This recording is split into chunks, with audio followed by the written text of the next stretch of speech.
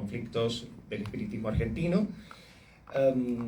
Una obra que viene a consecuencia de un trabajo de investigación que me llevó aproximadamente 5 años de trabajo, para la cual estuve en un desarrollo de tesis de maestría en historia.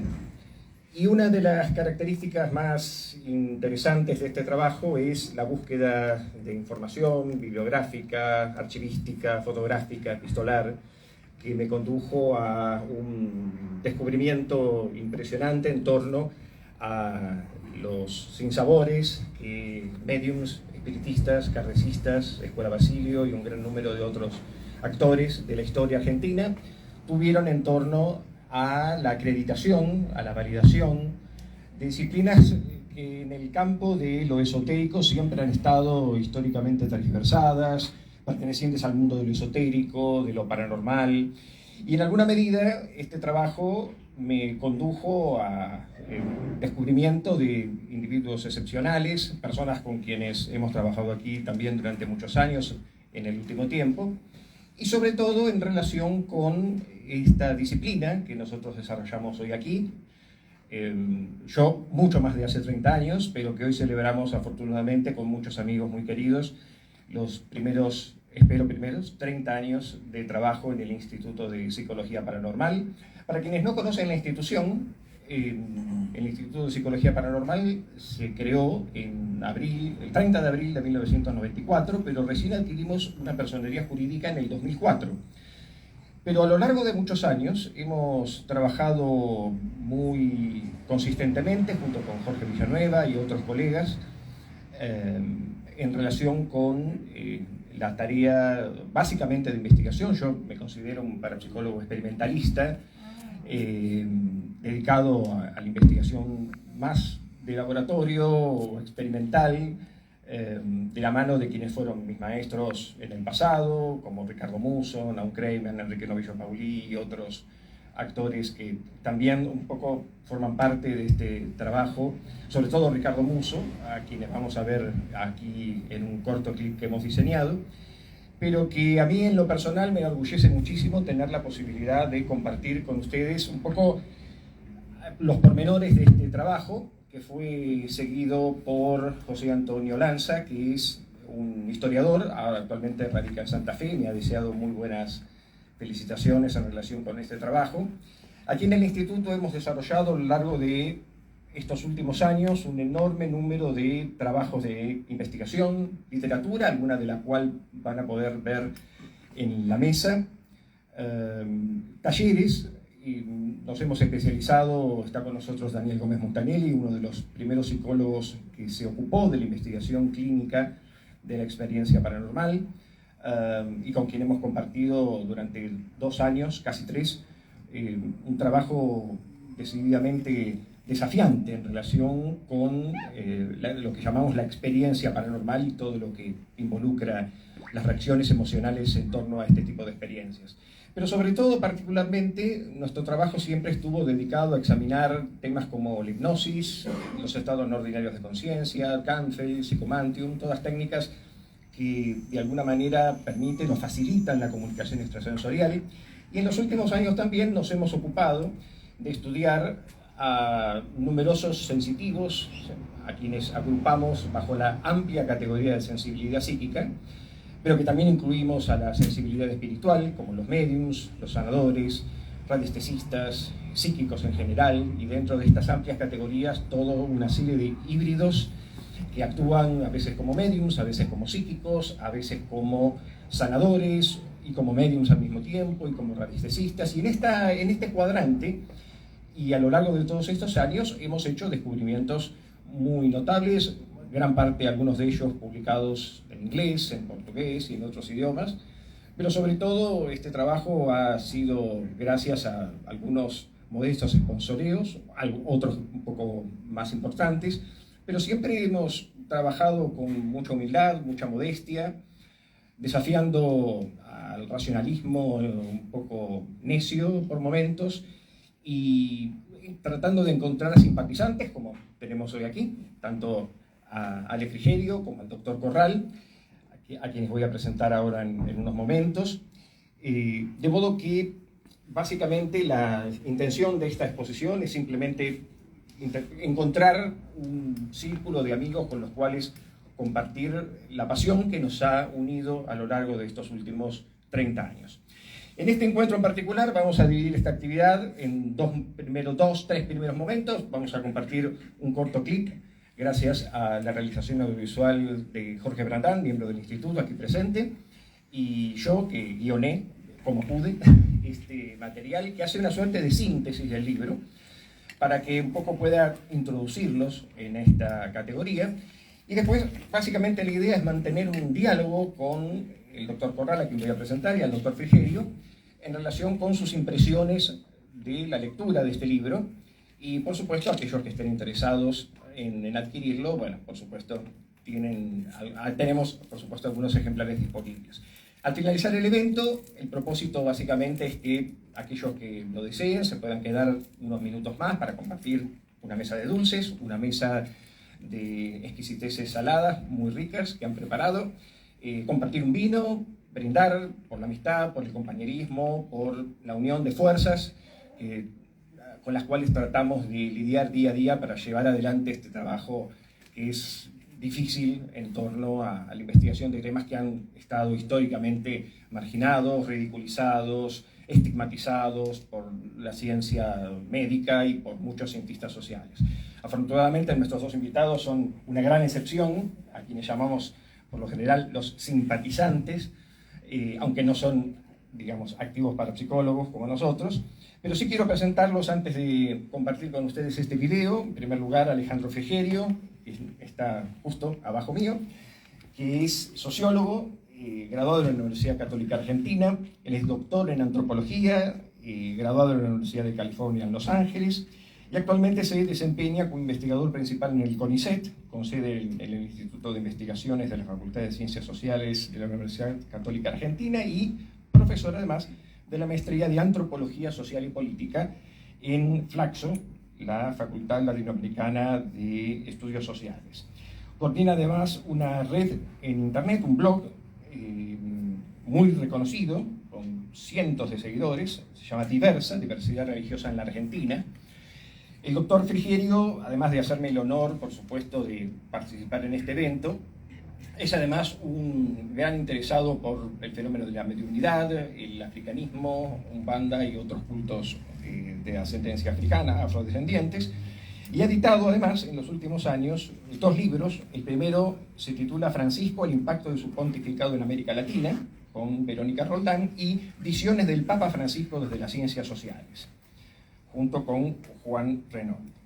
Además publicó, bueno, por supuesto, numerosos artículos. Particularmente es un experto argentino e internacionalmente reconocido en neomovimientos religiosos, en revistas científicas y libros. Y por otra parte fue presidente de la Asociación de Cientistas Sociales de la Religión en el Mercosur y organizador de las 3 primeras jornadas sobre alternativas religiosas en América Latina. Su participación, por supuesto, está más que justificada al retratar el fenómeno del espiritismo y el kardecismo argentino, del cual vamos a discutir también. Y a mi izquierda, el doctor Ricardo Corral. Él es psiquiatra, graduado en la Facultad de Medicina de la Universidad de Buenos Aires, es jefe del Departamento de Docencia e Investigación del Hospital Borda, José Tiburcio Borda, y es presidente de la Fundación para el Estudio y Tratamiento de las Enfermedades Mentales, el Instituto FETEM, y algo que por supuesto nos honra a todos nosotros, además presidente de la Asociación de Psiquiatras de la Argentina. De modo que la idea básicamente, los tres en esta triangulación, psicología, parapsicología, antropología, psiquiatría, nos faltaría un historiador quizá, pero básicamente la idea es tener la opción de mantener un diálogo, algunas preguntas, críticas, ¿por qué no?, se han encontrado, sobre todo vos, Alejandro, al respecto a la obra, y bueno, poder compartir este espacio tan agradable con todos ustedes, ¿sí? Lamento un poco el desborde, el número que somos hoy. Seguramente algún otro espacio mucho más amplio nos hubiera dejado un lugar en particular, y vamos a proyectar el video. Son apenas unos pocos minutos.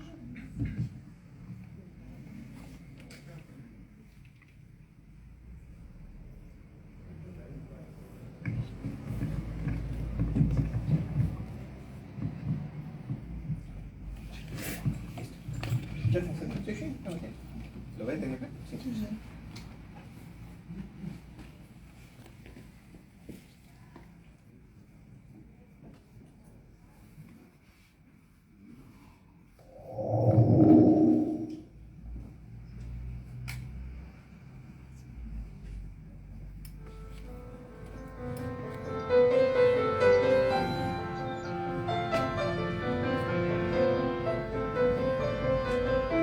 El espiritismo como doctrina surgió en los Estados Unidos y nigromantes y otras figuras, junto con las hermanas Fox, a partir del siglo XIX, formaron parte de un conjunto de creencias codificadas por Allan Kardec. Kardec criticó las sesiones de mesas y otros tipos de prácticas espiritualistas, y el fraude se hizo frecuente a lo largo de este tiempo. Las apariciones, fantasmas, espíritus de los muertos que supuestamente volvían a la vida intentaban comunicarse a través de alfabetos codificados como la vasografía y otros recursos, incluso técnicas para comunicarse con los espíritus, hasta que Justo de Espada, un comerciante malagueño, autor de un pequeño libro psicografiado, comenzaron a publicar las primeras revistas de espiritismo. Fue justamente Rafael Hernández, Ángeles Garnichia y otras figuras que fundaron la Sociedad Constancia en 1877. Se congregaron un gran número de actividades, talleres de costura, actividad social, hacendados como Felipe Senillosa, que escribieron abundantemente acerca del espiritismo, y fue justamente Cosme Mariño quien fundó la primera entidad que se ocupó de la experiencia mediúmnica y ayudaron o contribuyeron de alguna manera a la formación del espiritismo, al punto tal que el mismo Cosme Mariño, que figuró en una estampilla en España, comenzó a convocar a mujeres y hombres que decían tener habilidades extraordinarias para la mediumnidad. La Sociedad Constancia fue la primera entidad que incluyó un colegio infantil espírita, un coro, incluso damas de beneficencia que ayudaban a los pobres a través del asilo Primer Centenario. Esta actividad fue refrendada por Emilio de Márcico, un editor que publicó los primeros libros de Allan Kardec de 1887, y la prensa espírita se fructificó a través de revistas como La Fraternidad, La Idea a partir de 1923,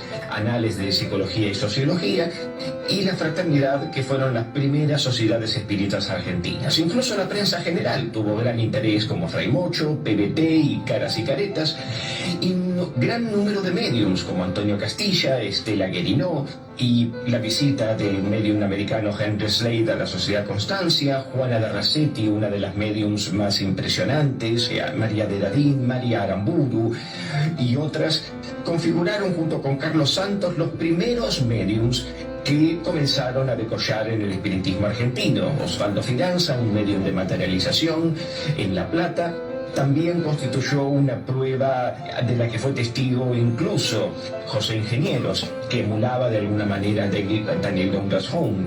Por supuesto, las críticas, Alejo Peiret y otros tantos, fueron, junto con Enrique Ferri, algunos de los críticos más pertinaces.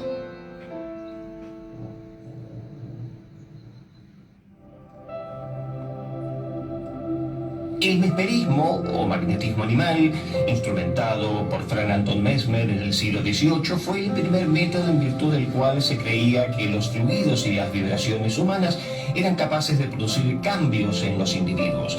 El mesmerismo adquirió tal poder y expansión que Henry Beck, un británico en la Argentina, comenzó las primeras prácticas basadas en la mirada y en el uso de diversos instrumentos, como el estenómetro de Paul Joyer, el biómetro de Baraduc y otros instrumentos similares que permitían, supuestamente, medir los flujos por parte de las manos de los medios. El hipnoscópico de Chorowicz y muchos otros instrumentos, incluso utilizando péndulos en la radiestesia del siglo XIX, fueron parte de la práctica de Ovidio Rebaudi, un médico y químico argentino que utilizó el magnetismo animal como parte de su trabajo dentro de las comunidades espiritistas. A través de su literatura, El magnetismo experimental y curativo y otras obras, permitió el estudio de los fluidos y publicó numerosos libros, los primeros que se publicaron en América Latina.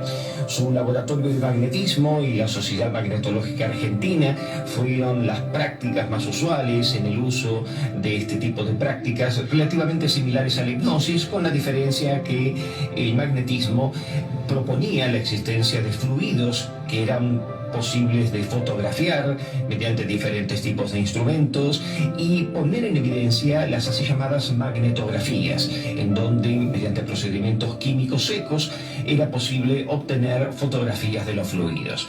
Ovidio Rebaudi publicó la revista de Metapsíquica Experimental a lo largo de varios años, hasta 1923, y estas publicaciones ocuparon un gran interés por parte de la comunidad médica porteña en Buenos Aires, en virtud de la cual el gran interés a través de este tipo de prácticas sirvió para Luis Van de Velde e incluso sus prácticas con placas vitalizantes que fueron publicadas por Caras y Caretas. Además, fotografías trascendentales, o sea, imágenes de espíritus, fueron parte del interés de Pedro Serié, un naturalista de La Plata, y magnetizadores como Luis Odell o Manuel Frascara constituyeron figuras de relevancia científica a través de la obra de Magno Rinaldini, que además, hasta 1920, incluso llegó a publicar un gran número de estas placas fotográficas. La idea que estas tecnologías pudieran servir al propósito de constituir métodos positivos para la investigación de los fluidos. Sin embargo, las críticas de sacerdotes como Miguel Mossi respecto al magnetismo, o incluso la mirada positiva de San Justo López de Gomara, que publicó el primer libro de hipnosis clínica, sirvió para la crítica respecto al uso de diferentes métodos de hipnotismo y la idea de que la hipnosis podía proporcionar felicidad contrastó con las tesis médicas escritas en el mismo periodo. Camilo Clausolés, por ejemplo, se ocupó de investigar los métodos de la hidroterapia, la electricidad y otros procedimientos médicos para combatir el reuma y proporcionar curación y sanación. Fueron también medios en virtud de los cuales la sociedad porteña parecía tener cada vez más y más interés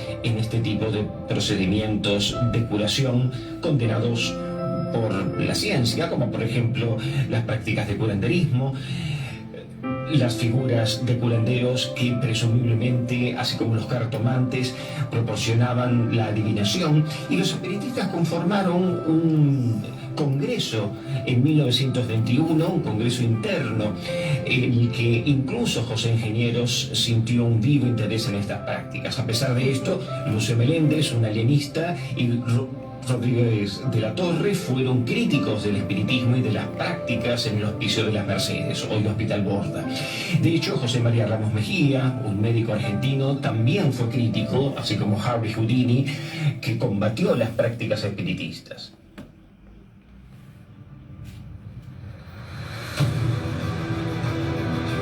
La teosofía fue una filosofía creada por Elena Petrovna Blavatsky, en la cual se comenzaron a publicar un gran número de revistas, libros como La Verdad, entre otros muchos, y una editorial teosófica en relación con esta temática, fundada por Nicolás Quiera en 1907, inauguró un periodo de prensa espiritualista de gran importancia en los años 20.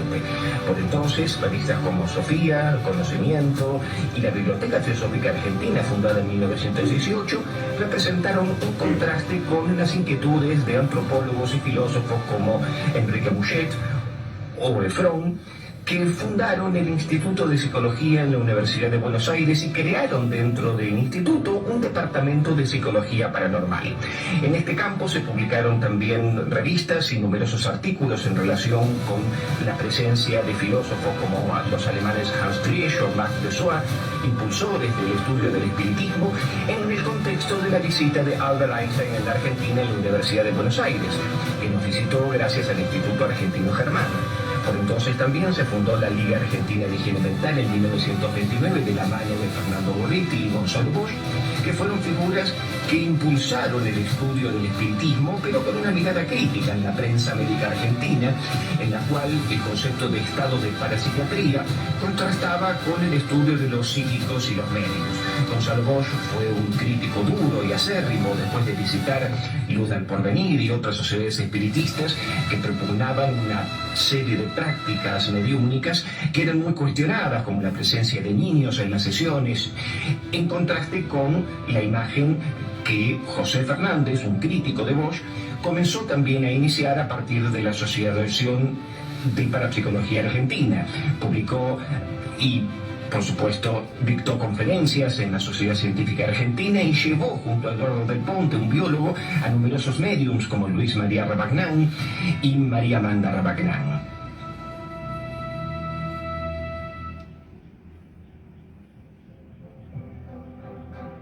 Durante el periodo peronista, la expansión del espiritismo adquirió un matiz mucho más crítico.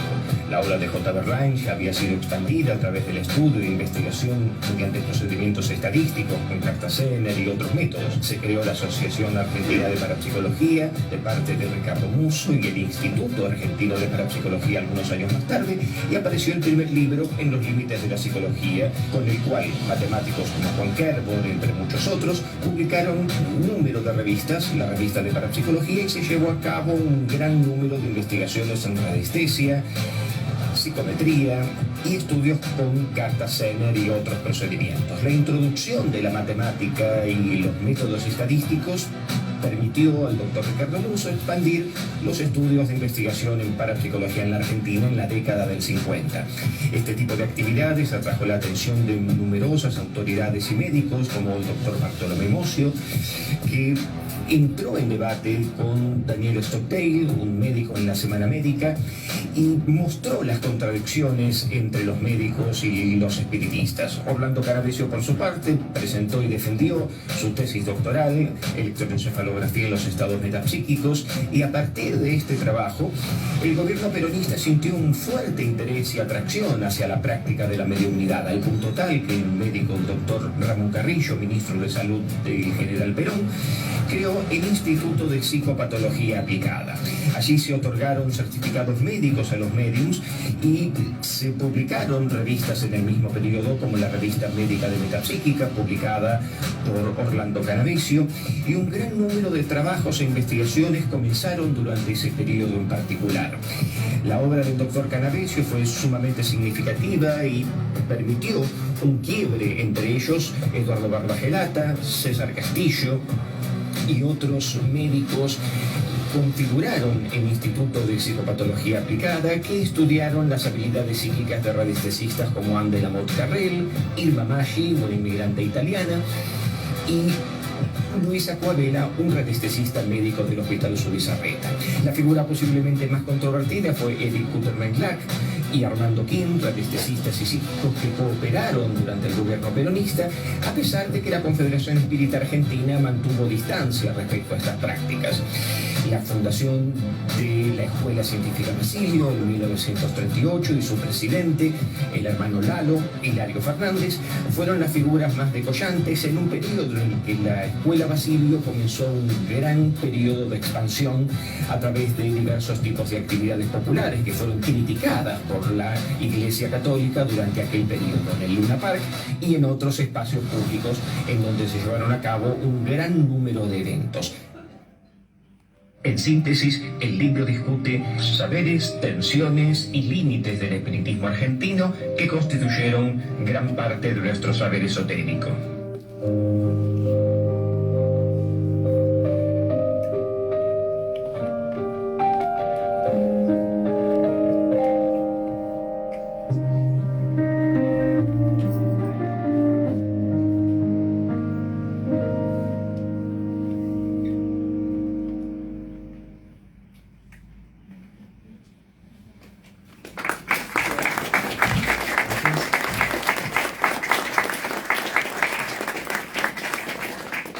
Fantástico. Bien, esta dinámica de presentación del libro me gustaría, bueno, en principio invitar al doctor Corral para que dé su primera impresión acerca de la obra, y después, por supuesto, Alejandro Frigerio, y luego entraremos en diálogo con preguntas, un debate, y por supuesto todos ustedes invitados a participar, aun cuando no han leído el libro, pero no importa.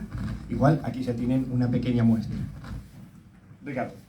Yo creo que se escucha bien sin micrófono, ¿no? ¿Para se escucha? No. No, sí. no se escucha. ¿Escuchan? No.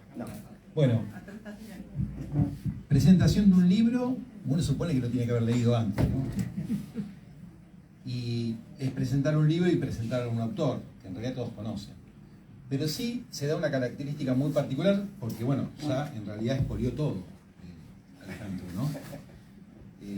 Porque es un libro distinto de lo que él ha escrito, que ustedes muchos han visto, si lo han escuchado.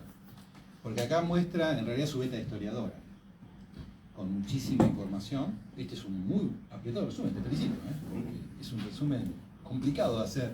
Es un libro muy riguroso y que implica una lectura bastante apasionada y tomando notas.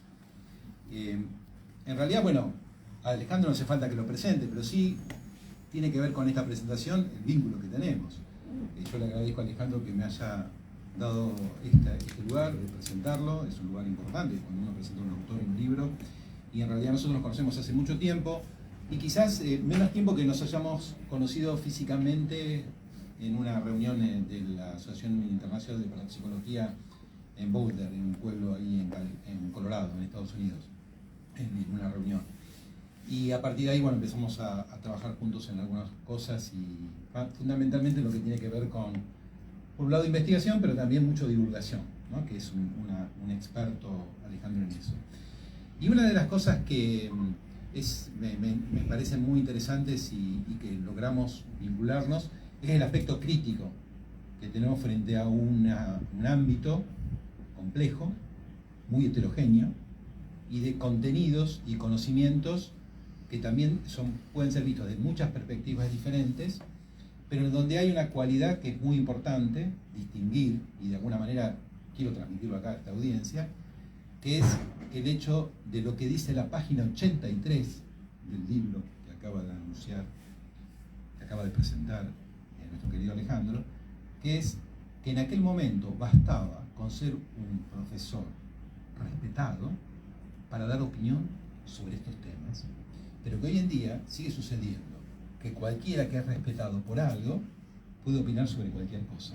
Y nosotros a veces nos quejamos, por ejemplo, ¿de qué nos quejamos más? De los comunicadores, de los periodistas, que decían, che, opinan de todo. Los que nos gusta el fútbol, escuchamos los comentarios de fútbol y opinan de todo, y dicen su opinión, y muchas veces lo dicen después del resultado, ¿no?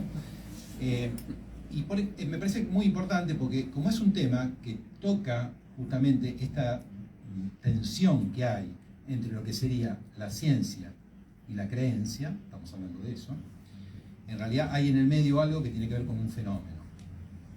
Y ese fenómeno es el que amerita ser estudiado de una manera crítica, de una manera objetiva, y tratando de eludir los propios sesgos que tenemos todos nosotros, algunos más conscientes, otros más inconscientes. Y esa tarea es compleja. De hecho, en esto, lo plantea mucho Alejandro y lo hablamos siempre, hay una historia de fraudes, de siglos de fraudes. Y todavía no pudimos responder la pregunta más importante de la humanidad. La pregunta más importante de la humanidad es, ¿hay vida después de la muerte? Es la pregunta de todos. Y no la hemos podido responder. Y siempre una de las cosas que siempre comentamos, y en aquel momento lo charlamos mucho, era el famoso desafío de Randi, ¿no? Que nunca pudo ser cobrado ese $1 millón, que ahora debe ser 10 millones, ¿no? Porque nadie logró demostrar aún esto, ¿no? Nadie logró demostrar aún lo que Houdini incluso quiso desafiar, ¿no? Que era tratar de demostrar ese tema de que, bueno, si uno se va y sigue estando. Entonces, en realidad, más que nada, quiero felicitarte por ese trabajo que terminó siendo una tesis de un doctorado en la universidad, lo cual tiene, para los que han atravesado eso, saben el valor que tiene atravesar todo lo que es el proceso de elaboración complejo y defenderlo en el jurado. Y además el contenido que marca también un hito en tus publicaciones. Creo que no es la única esta, ¿no? Así, muy histórica. Sí, es la primera. Es la primera. Marca un hito, digo, porque bueno, lo otro es más conceptual, más cuestionable, más crítico. Y bueno, en realidad de estas presentaciones de libros yo siempre digo que tiene que haber una segunda vuelta, que es cuando todos lo hayan leído.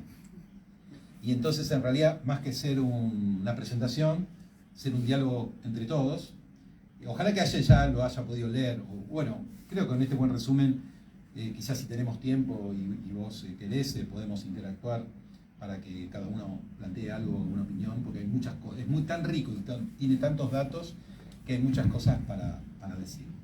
De alguna forma también se enraiza con esta cuestión de, bueno, la medicina, particularmente la psicología y la psiquiatría, porque tiene que ver mucho con el fenómeno psíquico en general, ¿no? Y tiene que ver mucho con la patología también, porque, bueno, de alguna forma también es porque yo estoy acá, ¿no? Yo soy alguien que de joven, de muy jovencito, como le pasó a Alejandro, nos interesó mucho el tema paranormal, el tema esotérico, nos metimos en eso, y en realidad yo terminé estudiando medicina y psiquiatría para distinguir y poder discriminar qué era de un lado y qué era del otro.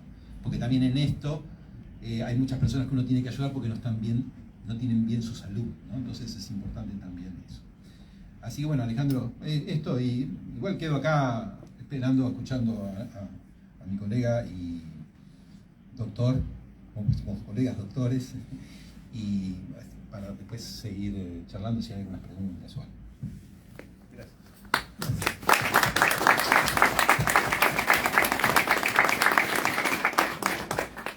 Bueno, buenas noches. Voy a dar una pequeña impresión, o más o menos, no sé si tan pequeña, para no ser muy larga, sobre el libro, un poco más desde las ciencias sociales.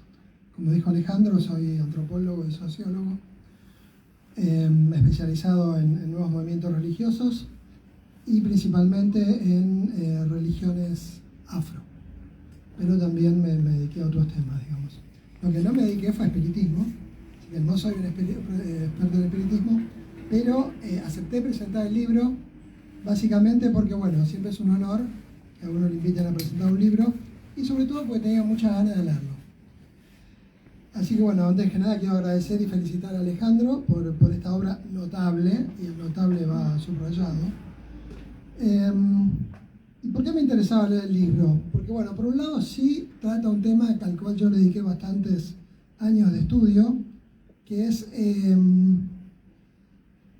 la regulación de las expresiones religiosas en Argentina. O sea, en Argentina somos un país fuertemente religioso, y por fuertemente religioso no quiero decir fuertemente religioso católico, además la mayor parte de la gente se identifique como católica, en realidad los argentinos, aunque se identifican como católicos, creemos en cosas muy diversas y diferentes que a veces poco tienen que ver con el catolicismo. Y a la vez de que somos un país muy religioso, no tenemos esta imagen ideal, nuestra imagen ideal no es la de un país, digamos, profundamente religioso, ¿sí? En realidad tenemos una imagen de la Argentina que fue vigente hasta hace poco, después en los últimos años se le intentó cambiar un poco, que es, bueno, como que somos un país blanco, europeo, moderno, católico pero secularizado. Entonces hay toda una serie de expresiones religiosas que estaban presentes en la sociedad desde hace mucho, pero que fueron invisibilizadas porque no condecían con nuestra imagen ideal de lo que sería la cultura argentina y lo que seríamos los argentinos, ¿sí? Básicamente, para decirlo resumidamente, no seríamos ni negros ni macumberos, esos son los brasileros y no los otros, ¿sí?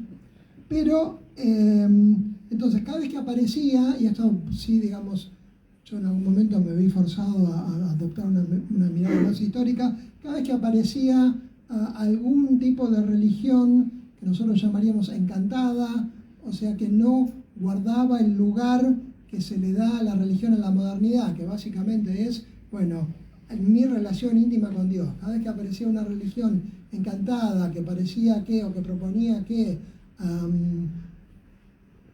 esta relación puede ser emotiva, intensa, puede ocupar espacios públicos, puede implicar sobre todo fenómenos como la mediumnidad, ya sea la mediumnidad espiritista, la mediumnidad de las religiones afro, otro tipo de mediumnidades como la de la nueva era, etc., o los propios pentecostales. Cada vez que aparecían estas religiones siempre eran o invisibilizadas o criticadas, ¿sí? Primero invisibilizadas, cuando ya no se las podía invisibilizar, entonces se las estigmatizaba y había una fuerte reacción social contra estas religiones, ¿sí? Los que tengan un poco más de 20 años se acordarán de una preocupación social muy fuerte que hubo por las sectas en la sociedad argentina en los 90, cuando empezaron a aparecer los pentecostales alquilando estadios, en teatros, etc., se empezó a hablar de esta invasión de estas sectas pentecostales. Después se empezó a decir que los afroumbandistas mataban personas, lo cual obviamente no es cierto. Ahora se dice que los devotos de Santa Muerte del Gauchito Gil pueden llegar a matar personas, que tampoco es cierto.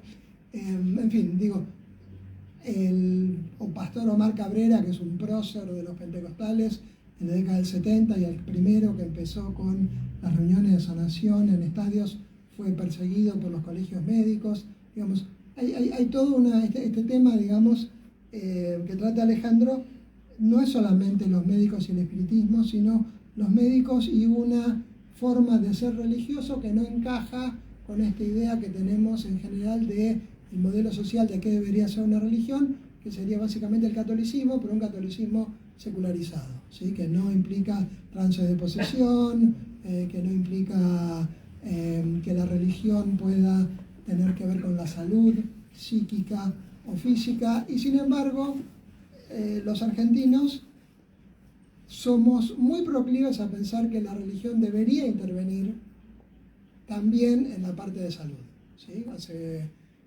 no tanto tiempo una universidad privada hizo una encuesta sobre, por lo tanto, las 2.000 personas se habían presenciado un milagro, y como el 80% dijo que sí, y lo gracioso era que la mayor parte de la gente dijo que el milagro lo habían presenciado en el área de salud, ¿sí? Y esto no necesariamente está reñido, digamos, con la biomedicina, sino que la gente muchas veces recurre a la biomedicina en la medida que puede, pero a la vez también recurre a el mundo espiritual. Entonces, cuando la biomedicina, digamos, funciona, también el mérito se lo llevan el Gauchito Gil, las actividades espirituales de Umbanda, Jesús en la versión pentecostal. Digo, son áreas, la salud y la religión, que para la mayor parte de la gente no están reñidas. Sí están reñidas desde el punto de vista de los especialistas religiosos, principalmente los católicos, y de los especialistas médicos, psiquiátricos y psicólogos, que creen que el tema de la salud les corresponde principalmente a ellos y no ven dimensiones espirituales en el tema de la salud. Aunque esto está cambiando últimamente, hay varios estudios que están siendo hechos sobre cómo la espiritualidad está ganando un lugar en la medicina. Hay estudios en Brasil sobre cómo en muchos hospitales y sanatorios se incluyen prácticas espirituales, pero siempre también son prácticas espirituales de un determinado tipo. Nunca van a llamar, no pueden llamar a alguien que haga Reiki, pero no van a llamar a alguien que haga una macumba, y no van a llamar a un pentecostal que vaya y haga un exorcismo. Son formas, digamos, un poco más tranquilas de espiritualidad y que implican algún manejo de energías, pero que no sea demasiada cosa rimbombante, ¿no? Por eso digo Reiki, rezar. Pero bueno, se está ganando un poco de terreno en cuanto a que también lo espiritual es un factor de salud importante. Pero los espiritistas hace rato, digamos, que venían sosteniendo que el espiritismo podía tener que ver con la salud, como dijo también Alejandro y muestra en el libro el tema del magnetismo, etcétera, etcétera. Y bueno, entonces, digamos, este libro es un buen ejemplo, y es un área poco estudiada, esto de las reacciones médicas en contra de determinadas creencias religiosas. Los espiritistas muchas veces van a decir, bueno, no, lo nuestro no es una religión, es una ciencia del espíritu, etcétera, etcétera, pero desde las ciencias sociales es obviamente una religión, desde que trata de la relación de las personas con los espíritus de los muertos, o que tiene una fuerte base en la religión católica, ¿no? Entonces, bueno, quise leer el libro porque tiene mucho que ver con lo que yo estudié en los últimos años, que fue esta relación de conflicto entre la medicina, los psicólogos y grupos religiosos, los afroumbandistas. En la controversia sobre las sectas de la década del 80-90 había muchos psicólogos opinando en contra de estas religiones. Y bueno, y también acepté porque me parece que no hay tantos estudios sobre el espiritismo. El espiritismo me parece que sigue siendo importante, pero no tanto como antes, pero en su momento, como muestra el libro de a Alejandro, y creo que esto lo muestra muy bien, fue algo muy importante, digamos, ¿sí? Porque había mucha gente que, por más que a lo mejor estaba esta idea de que no somos todos católicos, porque todos se identifican como católicos, pero el espiritismo estaba muy presente y causaba mucho ruido, y este ruido, digamos, lo registra muy bien el libro de Alejandro, y si no hubiera sido importante en la sociedad, no hubiera causado el ruido que causó y todas las reacciones religiosas, médicas y psiquiátricas en contra. Entonces,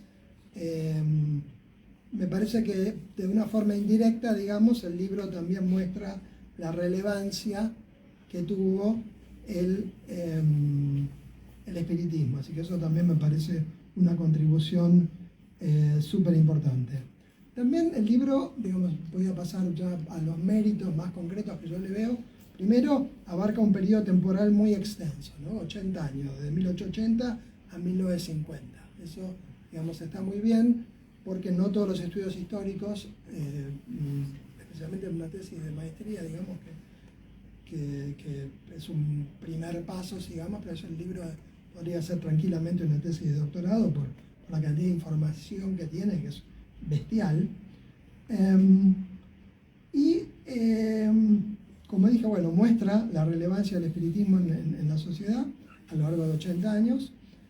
Y hay una cosa que me llama mucho la atención y que me parece, digamos, súper importante, es la increíble cantidad de fuentes que utiliza. Esto realmente es, sorprende, apabulla, digamos, si uno ve el texto se puede leer muy bien, pero todo el tiempo están remitiendo a notas al pie que dicen, bueno, esto apareció en tal revista, esto apareció en tal libro, esto lo dijo tal persona, y eso está en las notas al pie, lo cual está muy bueno porque posibilita, digamos, dos niveles de lectura, ¿no? Un nivel de lectura más fácil, que es sin leer las notas al pie, y otro nivel un poco más complejo, que bueno, si uno quiere saber quién dijo qué, cuándo, dónde y dónde fue publicado, puede recurrir a las notas al pie. Eso es sumamente importante porque le saca este formato medio aburrido de tesis académica que siempre las hace a las tesis medio aburridas para cualquiera que no sea un académico, y también para los académicos muchas veces. Pero digamos, a mí lo que me parece también muy increíble es el tipo de material que usa, ¿no? Porque usa una cantidad de publicaciones, de editoriales espiritistas, de revistas espiritistas, de institutos que ya no existen y que a lo mejor sacaron 10 o 20 revistas y que desaparecieron, digamos. Hace visible todas unas fuentes de información histórica que generalmente no se les presta atención porque no son suficientemente importantes y porque no la producen actores importantes de la sociedad, ¿no? Entonces, esto me parece sumamente importante porque saca toda esta actividad cultural muy fuerte que hubo y que quedó plasmada en revistas, en libros, o si no también en recuerdos, porque él le entrevista a familiares de algunas de las figuras principales que él mostró en todo este debate, y todo eso que estaba olvidado, oculto, él lo saca a la superficie y lo vuelve a traer para mostrar cómo había un debate muy amplio de una cantidad de temas que nosotros pensamos que a lo mejor en la sociedad argentina no estaban o que no eran relevantes. Entonces, esto me parece que es un hallazgo, digamos, de la tesis. También es importante que él sea parapsicólogo, digamos, y no solamente un cientista social o un historiador apenas, porque hay una cantidad de material que nosotros, los cientistas sociales, no hubiéramos utilizado, ¿sí?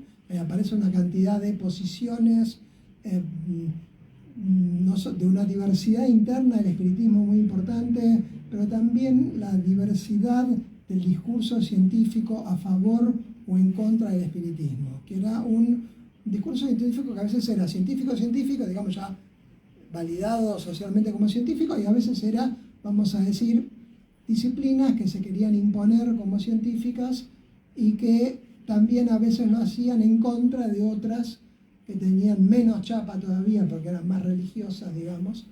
Y entonces toda esta también batalla por los nombres, ¿no? Está muy interesante una parte en que él habla de, bueno, los mediums eran denigrados, pero entonces los que querían estudiar esto de la ciencia llamaban los metagnomos, ¿no? Metágnomos. Metágnomos. Entonces, bueno, vamos a estudiar los metágnomos, que son la parte, digamos, aceptable, que nosotros queremos rescatar y que es la gente que creemos que tiene poderes, y dejamos a todos estos mediums que nos parecen que son medio truchos de lado, ¿no? Que son generalmente los que se dedican a la parte de curaciones, sanaciones, etc.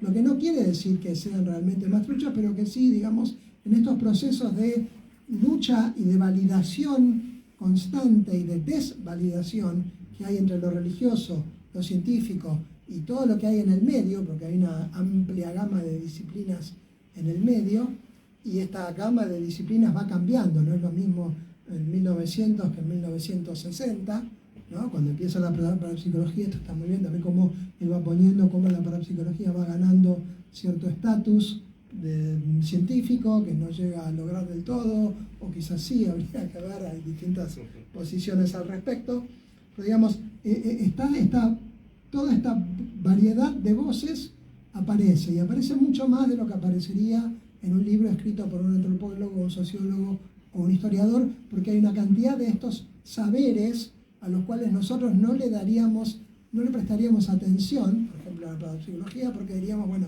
estas cosas no caen ni en el campo de lo que consideramos nosotros, de nuestros prejuicios académicos también, ciencia, ni caen dentro de lo que nosotros consideramos, dentro de los prejuicios académicos también, religión, ¿no? Entonces, si esto lo hubiera hecho un antropólogo, un sociólogo o un historiador, solamente historiador y no parapsicólogo, hubiera sido mucho más pobre, porque no habría el amplio, no presentaría un espectro tan grande de interlocuciones, de diálogos sociales, de interpelaciones, y tampoco utilizaría la cantidad enorme de fuentes que utilizó Alejandro. La militancia paranormal no me hizo efecto, entonces. No. O te ha ayudado, digamos. Hay cosas, a veces ayuda. Gracias. Entonces, rescata del olvido básicamente a toda una franja de nuestra cultura que estaba sumergida, y sobre todo una cantidad de personajes y de instituciones realmente notables, ¿no? Algunos aparecieron en el video, pero es muy interesante, digamos, toda esta gente que va defendiendo el espiritismo, que va defendiendo el estudio científico del espiritismo, o que quiere diferenciar lo que estaría bien del espiritismo y lo que no. Digo, es toda una serie de diálogos sociales sumamente interesantes que vuelven a existir gracias al trabajo de historiador cuidadoso y meticuloso, ¿no? Entonces, bueno, nada, básicamente yo creo que nos presenta lo que yo a veces digo, bueno, cuando estudiamos religiones que no son la católica, decimos, bueno, yo digo, estamos estudiando el lado B de la cultura argentina, ¿no? Porque realmente los pentecostales, bueno, sí son el 20%, el 15% de la población, pero nunca uno cree que son tanto porque están invisibilizados. Los afro-umbandistas, hay templos por todos lados, en todo el Gran Buenos Aires, pero también hay una especie de invisibilización. Yo diría, bueno, estas religiones no mayoritarias son el lado B, pero Alejandro también nos presenta este lado C, digamos, que son todas estas disciplinas que intentan legitimarse como ciencias, que intentan legitimarse como religiones científicas, etc. Y nos muestra un poco más y mejor qué es esto de ser argentinos y cómo esto fue variando a lo largo del tiempo, de vuelta, rescatando toda una gran porción de nuestra cultura y de nuestra sociedad que está sumergida, ignorada y rescatada ahora por el libro de Alejandro, que vuelvo a decir es una obra notable. ¿Sí? Gracias.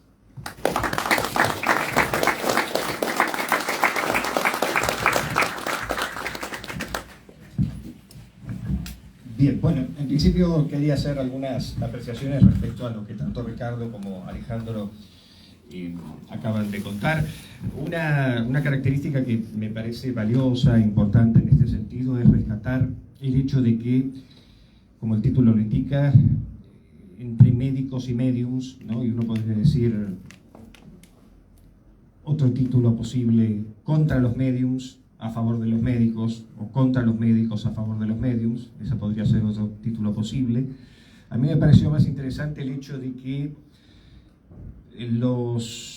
la mediumnidad, en primer lugar, no es una experiencia solamente kardecista, o no solamente propia de la Escuela Basilio, ni tampoco del trincarismo, que es otra corriente muy poco conocida, también argentina, originada aquí, sino que, ni tampoco, por supuesto, de algunos cultos afrodescendientes, ¿no? Como la Umbanda, que también son espiritistas, autodenominadamente espiritistas, y sus prácticas validan la mediunidad también. De modo que, en realidad, cuando hablamos de la mediunidad, debemos expresar el fenómeno mediúnico en un sentido mucho más amplio. La mediunidad está presente en muchas culturas, en Tailandia, en Japón, en África, en América, en muchos países de América Latina. Hay creencias mediúnicas, prácticas mediúnicas. De hecho, quizá tanto Alejandro como Ricardo habrán leído en alguna de las páginas donde algunos médiums decían tener comunicación con los próceres. Había médiums que decían tener comunicación con San Martín, con Sarmiento, con Belgrano. En los años 1880 y pico aproximadamente, al punto tal de que algunos políticos eran sumamente críticos al respecto. Y después hubo una práctica muy curiosa que luego pasó de moda, que es una suerte de consumo irónico. O sea, nuestros próceres o incluso líderes militares argentinos, intelectuales como Leopoldo Lugones y tantos otros, visitaban grupos espiritistas y se divertían viendo cómo las mesas se levantaban y las médiums entraban en trance con sus ojos hacia atrás y toda una serie de parafernalia, y sentían que era un fenómeno absolutamente nuevo. Algunos, por decirlo de algún modo, sucumbieron al encanto de la mediunidad y otros simplemente corrieron su silla, se colocaron su sombrero de galera y se fueron de la sesión con apenas unas risas, ¿no? Como diciendo, estos definitivamente están todos locos. Y esta fue parte de la cultura argentina durante aquellos años, al punto tal de que incluso algunas figuras como Miguel Pugliari u otros tantos líderes científicos decidieron alquilar teatros para hacer críticas intensas a las prácticas del espiritismo y sobre todo del kardecismo, que se había expandido en toda América Latina.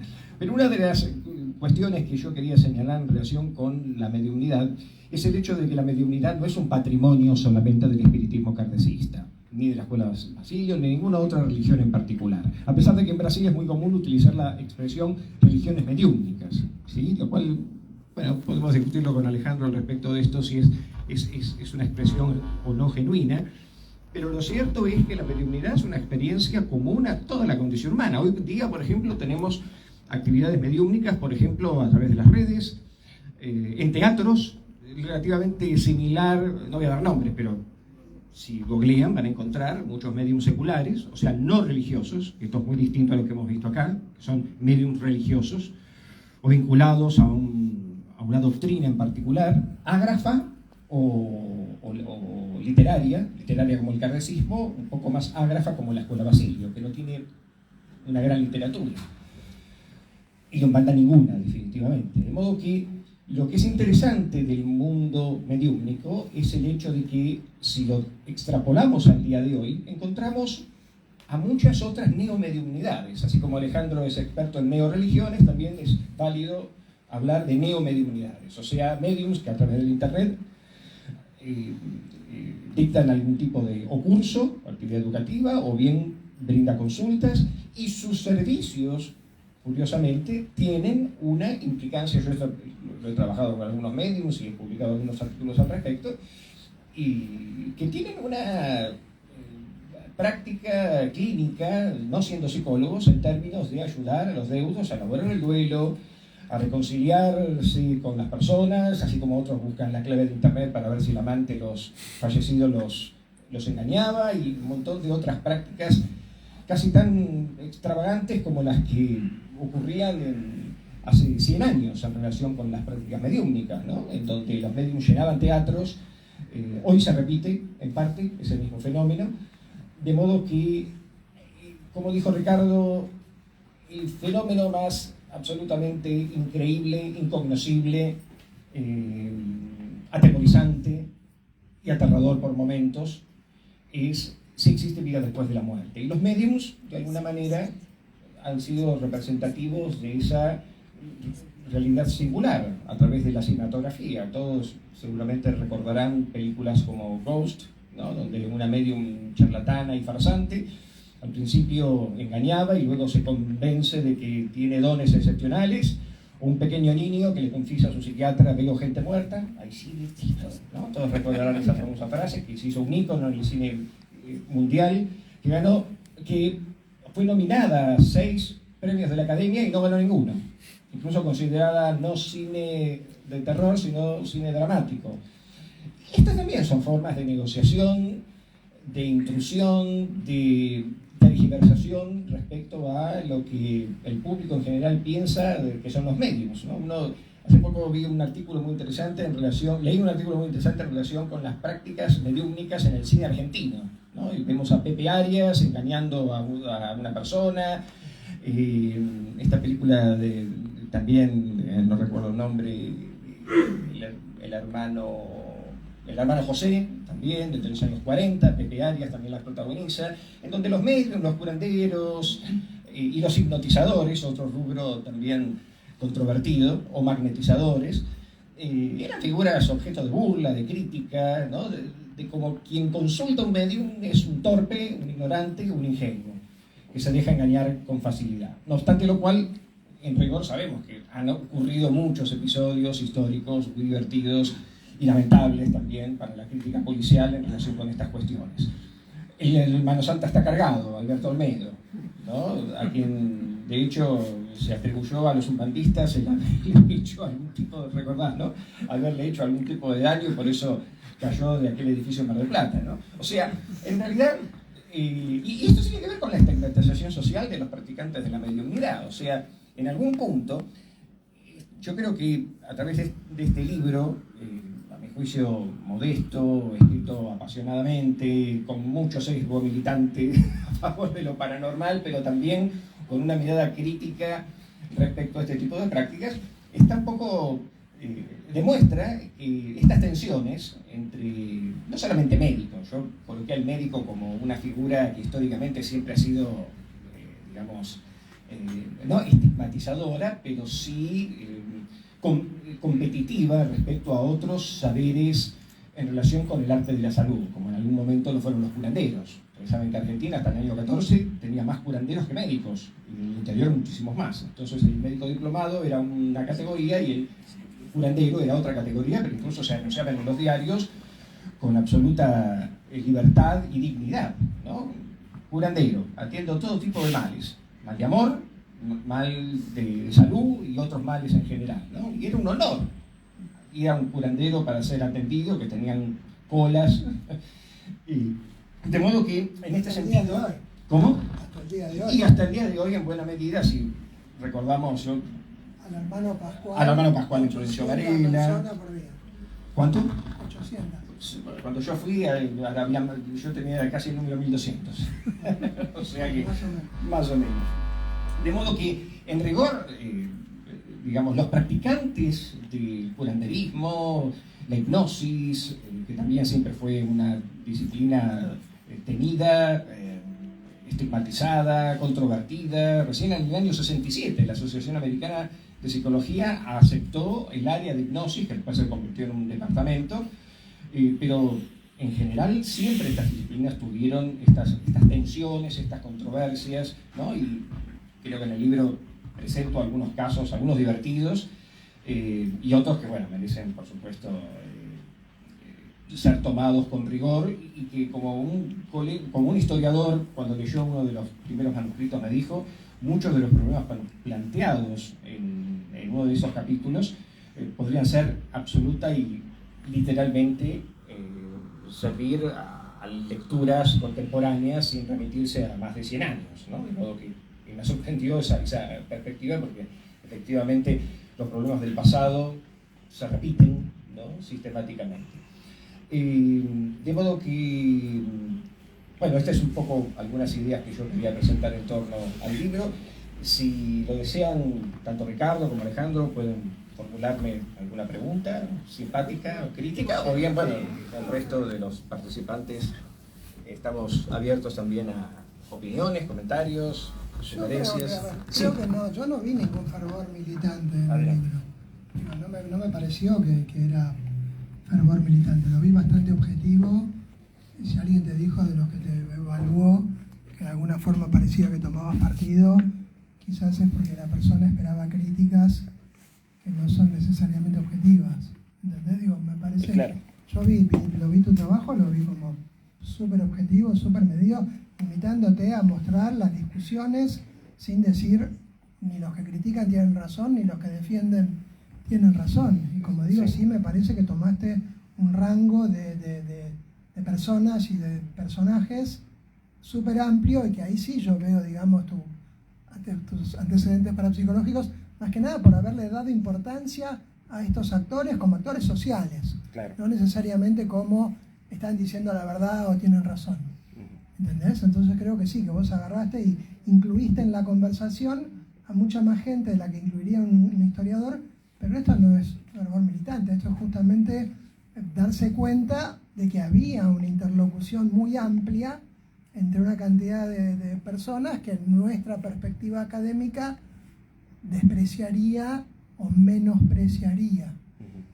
Entonces digo, no me parece que es un libro militante para nada, al contrario, me parece que es bastante objetivo y que lo único que hace es plantear, bueno, las discusiones eran estas, sin tomar partido de si alguien tiene razón o no. Parece que si alguien te dijo que era militante, creo que no, creo, no, según yo. Sí, adelante. ¿Qué tal? Yo los raptaría a los tres y me los llevaría a casa, porque tengo demasiadas preguntas y muy poco tiempo. Sí. Pero le pregunto si en algún momento usted se enteró de que no quiero decir consumo, la prescripción o la toma médica de psicofármacos en un medium hicieran que éste declarara que le baja la mediunidad.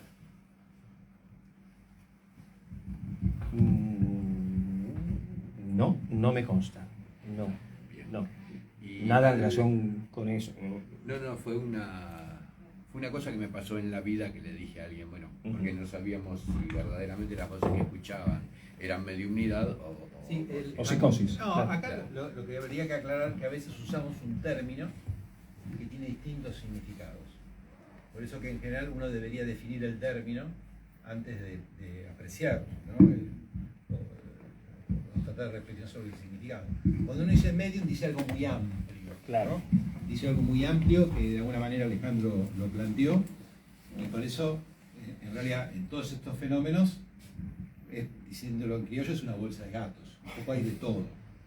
Entonces, la realidad es que pasa un poco con la experiencia mística, que seguramente vos lo habéis estudiado mucho, ¿no? La experiencia mística es un fenómeno patológico, es un fenómeno místico, es un fenómeno paranormal, pero tenemos que delimitarlo, porque hay algunas cosas que tienen un correlato, por ejemplo, neurobiológico, algún fenómeno, pero uno diría, todos tienen un correlato neurobiológico, porque si tenemos el cerebro y estamos acá, algún correlato neurobiológico tiene que haber. Entonces, hasta esa conceptualización es bastante compleja. Pero lo que sí es cierto, que bueno, a Alejandro le consta y a mí también, es que dentro de este mundo de personas que plantean fenómenos, hay de todo. Hay gente que tiene problemas de salud y otros que no. Por eso hay un límite muy delgado, que es difícil de plantearlo y de discernirlo, que no tiene ninguna conclusión, que es en sí el fenómeno místico propiamente dicho, ¿no? Cuando me refiero a fenómeno místico es lo que ahora un poco también lamentablemente se puso muy de moda, que es de la experiencia con psicodélicos, ¿no? Se volvió a poner de moda, ¿no? Porque era algo histórico de la década del 30. Pero también, porque de ahí aparece mucha gente que es militante, ahí sí, es que tiene de alguna manera que es consumidor, y que entonces lo conecta eso con experiencia espiritual, ¿no? Y ese en realidad es un estado de alguien que tiene un tóxico. Es decir, fíjense qué complejo que es, ¿no? Porque se plantean muchas cosas desde esa perspectiva. ¿La ayahuasca? ¿Es la ayahuasca? No, todo, en realidad. Hoy en día hay mucha investigación a nivel global y resurgió la idea del tema de la psicodelia, como por ejemplo la psilocibina, la ayahuasca también, pero también el LSD, cosas que, bueno, habían tenido toda una época de oro de investigación, y después, bueno, pasó lo que todos sabemos, y bueno, ahora con más control desde el punto de vista regulatorio, ético, relacionado con la investigación en seres humanos, se está realizando de nuevo una ola que tiene que ver con una cuestión más desde la perspectiva del proceso científico de validación, ¿no? Que tiene que ver más que nada con la cuestión médica. eso hoy en día se sabe bastante de cómo llevarlo. Pero el problema es lo que es por afuera de eso, que entonces genera una preocupación que, bueno, de alguna manera Alejandro lo dice, y quizás una crítica al libro tiene que ver con que, si bien no tomas posición, queda dentro de una lectura que después me gustaría que me digan ustedes, ¿no?, cuando lo lean, como que, bueno, la preocupación de la Liga Higienista, ¿cuál era, no? Porque uno diría, si ustedes me preguntan a mí, bueno, pero ¿por qué estás hablando acá? No, bueno, me invitó Alejandro, pero ¿por qué me invitó? Porque soy médico. Y si soy médico, ¿qué es lo que me define? En el caso mío personal son dos cosas: una curiosidad intelectual y la vocación de servicio. Entonces, dentro de eso, la Liga Higienista Argentina, como puede ser las autoridades sanitarias, se preocupan por la salud de la población. Entonces, si uno dice, bueno, el agua bendita sirve para curar el cáncer, bueno, fenómeno, yo lo puedo decir, pero lo tengo que probar. Porque si no, hago una receta, lo mando a comprar a la farmacia, o yo la produzco y vendo, y comercializo, y de alguna manera engaño a las personas con algo que no está comprobado. Ese es el punto donde es tan importante que haya una validación empírica cuando se trata de personas que requieren una asistencia y una ayuda porque están sufriendo. Y después otro tema importante es que por ser popular no es cierto, ¿no? Si uno dice, bueno, ¿quién es el más popular? Bueno, Bad Bunny es muy popular. Las chicas deben saber cuántos millones de reproducciones tienen. Y en una conferencia de Feynman, el físico de MIT, deben tener 1.000 o 2.000. Digamos que eso tampoco lo valida, ¿no? Digamos, la ciencia no se valida por lo popular o porque se vota, ¿no? Votemos a ver qué es lo válido, ¿no? Digamos, si uno busca, por ejemplo, todos conocemos a Einstein de nombre, conocemos la teoría de la relatividad, y uno dice, bueno, ¿quién puede refutar esto? Un físico que se dedica a física teórica y eso, ¿no? Sin embargo, si uno busca por internet, va a encontrar un montón de refutadores, que son disparates que dicen, y con un lenguaje pseudocientífico que favorecen eso. Entonces, esa es un poco la perspectiva de cómo uno tiene que tratar de también definir para poder arribar a un punto que implique una construcción de conocimiento que tiene que ver con eso, digo, de curiosidad intelectual, pero también cuando se trata de cuestiones de la salud del prójimo, bueno, uno tiene que, cualquiera de nosotros que sufre o tiene un familiar que sufre, ¿qué va a esperar? Digo, que haga, tenga un conocimiento, que esté validado y que realmente sirva, que no le vendan perro por liebre, una cosa así. Perdón, Una consulta. tengo una para Sí. el señor, Adelante, sí. para el Voz doctor en alta. antropología. Doctor, usted que está interesado en lo que África nos trae, viniendo, según dijeron, de los zulúes y explotando en estos momentos en Argentina, ¿van a investigar o explicaron algo sobre constelaciones familiares? No le veo relación a las constelaciones familiares con el mundo afro, me parece que no. Dicen que Hellinger las trajo de los zulúes. Sí, las estudio de ahí. Yo soy constelador. No sé, yo igual, como África es un continente muy grande, las religiones que yo estudio vienen de otros lugares de África, así que... No es que no me No consta, sé. pero... Sí. No, yo lo que quería decir, me parece que tampoco hay que ver... A ver, el problema es que a veces desde la medicina se piensa, bueno, todos los que tienen ciertas experiencias de estados alterados de conciencia tienen algún problemita psicológico, y no todos lo tienen, digamos. Y en determinados ambientes, ahí es donde la antropología, digamos, trata de estudiar eso, es en determinados ambientes sociales, ciertas experiencias de estados alterados de conciencia pueden tener efectos de alguna forma curativos, paliativos, o como se los quiera llamar.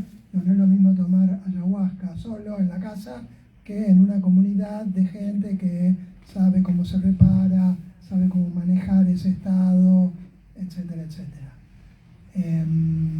Yo lo que no vería tampoco es necesariamente, que también uno puede pensar, bueno, el agua bendita cura el cáncer. No todo el mundo lo va a comercializar y vender. Mucha gente te la va a dar, te la va a llevar al hospital y te va a decir, con todo este tratamiento que estás haciendo, acá tenés el agua, acá tenés la estampita, y esto además te va a ayudar. Entonces, Sí, son dos niveles diferentes. No siempre hay, es una cosa o la otra. El problema es cuando es una cosa o la otra, ahí sí se complica, pero me parece que está bueno cuando, por eso digo que mucha gente, esta investigación que se hizo, mucha gente había visto milagros en la parte de salud, y no es porque no habían pasado los médicos, justamente porque pasaron por los médicos, vieron todos esos milagros. Lo que pasa es que después se lo atribuyen a el Gauchito Gil, porque me hace una operación complicadísima y el Gauchito Gil me salvó. Sí, chabón, pero te pasaste por no sé cuántas operaciones y unidades de terapia intensiva, pero digamos, el Gauchito, esto podía haber salido mal, pero salió bien. ¿Por qué? Porque el Gauchito Gil a veces se ve como ayudó a los médicos, potenció el saber médico, lo que fuera. Digo, me parece que está bueno no ver necesariamente conflicto, y sí está bueno ver cada situación para ver si, ok, están dejando que la gente haga el tratamiento que tiene que hacer, y esto es como algo que lo ayuda, o esa gente que sí, que dice, no, yo te vendo esto y te va a curar, y es un remedio recontra trucho, y las dos cosas existen. Eso es lo problemático, digamos. Tenemos lo religioso como ayuda y lo religioso como en vez de, el comercio. Entonces, digamos, ahí es donde me parece que hay que decir, no, en vez de comercio no está bueno. Ahora, si la gente quiere tener una estampita al lado, o quiere tener, que le tiren un poquito de agua bendita en el hospital, mientras no inunde todo, pero bueno, ahí también uno puede decir, no, el agua, no, en una unidad de terapia intensiva, el agua bendita puede no ser lo suficientemente aséptica, digamos, ¿no? Está bien, eso puede ser. Digo, no necesariamente vería un conflicto entre una cosa y la otra, hay que ver cada caso. Algunas veces hay conflicto, otras veces no necesariamente. Sí, yo estoy de acuerdo con vos. Yo creo que no hay conflicto porque, de hecho, la definición amplia o clásica que uno dice de salud es el equilibrio biopsicosocial, ¿no? Y en eso incluye las preferencias de la persona, ¿no? Cuando uno plantea un tratamiento, tiene que ver también con las preferencias culturales, sociales, históricas, biográficas de esa persona. Pero fíjate que también el tema de los términos, ¿no? Porque uno dice, bueno, 80% habías dicho de personas que dijeron que... Sí, más o menos. Bueno, es un decir, ¿no? Eran muchos. Muchos milagros. En esa palabra milagros hay un montón de acepciones que la gente pueda creer que es un milagro o no. Ese famoso chiste que dice, va la persona al quirófano, se opera de una situación complicada, sale, se cura y dice, bueno, gracias a Dios me curé, ¿no? O me salvaron la vida. En realidad, las creencias que todos tenemos de una manera o de otra nos ayudan mucho, y en realidad lo que uno hace es potenciarlo, ¿no? En los estados alterados de conciencia, que iba un poco a ese punto, es algo muy amplio también, que va desde las cuestiones patológicas a las cuestiones, por eso hablé mucho del fenómeno místico refiriéndome a eso, ¿no? A cuestiones donde hacen mejor a la persona, más solidaria, menos egoísta, y que además le genera un bienestar más allá de la enfermedad. Porque en realidad el tema de la salud, cuando hablamos de salud, en realidad planteamos la cuestión médica con cómo que va a trabajar con la enfermedad, ¿no? Nos pasa mucho en psiquiatría, que pasa a muchos psiquiatras, ¿no? Y yo eso trato también de plantearlo como problemático, que no hay que solamente pensar en si una persona tiene una enfermedad y tratar la enfermedad, sino que hay que ayudar a los aspectos sanos de la persona a que se desarrollen. Y ahí está todo esto, ¿no? El tema de la espiritualidad, la creencia y sobre todo los actos solidarios, ¿no? Porque el tema del trabajo relacionado con el altruismo es algo que cura. De alguna manera uno lo podría plantear en esa palabra. Claro, muchos médicos dirían, bueno, pero no va a curar el cáncer. No, pero va a hacer que la persona se sienta mejor y esté mejor.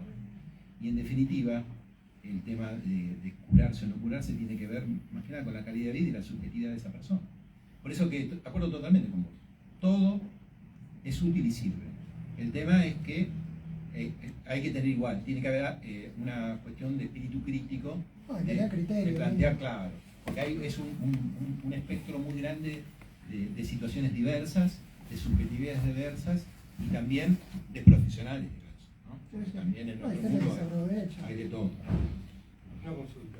¿Cómo calificarían ustedes, por ejemplo, la actividad del padre Mario o de gente que ha trabajado desinteresadamente o ha solucionado problemas de gente sin cobrar? O ¿cómo lo calificaría? A ver,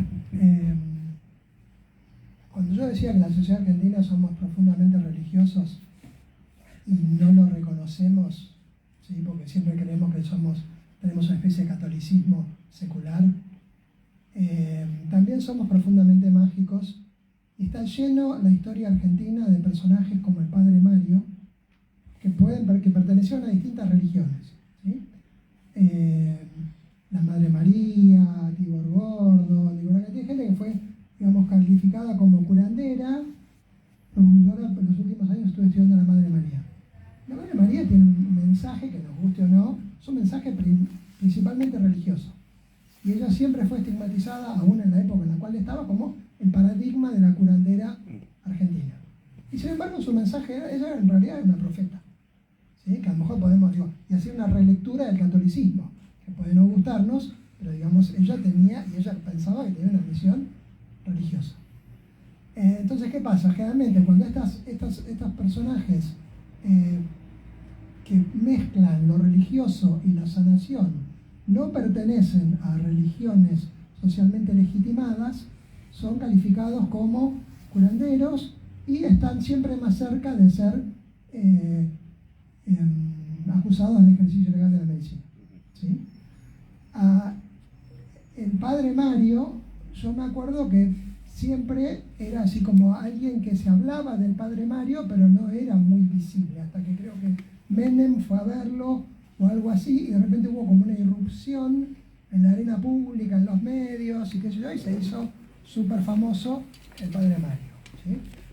Pero a la iglesia no le gustaba mucho eso. Incluso yo las veces que escuché, por ejemplo, a Aguer defenderlo, a Aguer, arzobispo de La Plata, defenderlo al Padre Mario, lo defendían en términos de, no, pero el Padre Mario tenía un grado en psicología, ¿sí? Porque, digamos, a la iglesia católica tampoco le gusta mucho esto de que los sacerdotes sanen, ¿sí? Porque siempre el que sana, el único que sana es Jesús, y los sacerdotes que tienen rol demasiado sanador, no le gusta mucho la institución, ¿sí?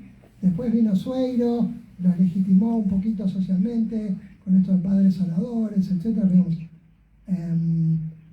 Nada, eso es como fenómeno social, digo, ¿no? Eso es algo bien particular de la sociedad argentina. A veces aparecen estos sanadores como sacerdotes católicos, a veces aparecen como pastores pentecostales, a veces aparecen como padres de santos, pero son mucho menos conocidos, y a veces como curanderos o mediums o lo que fuera. Entonces, van apareciendo de distintas formas y de acuerdo a cómo la sociedad las define en ese momento, van a encontrar más o menos problemas. Sí, pero ¿cuál es su opinión de si funcionaba o no, o qué era?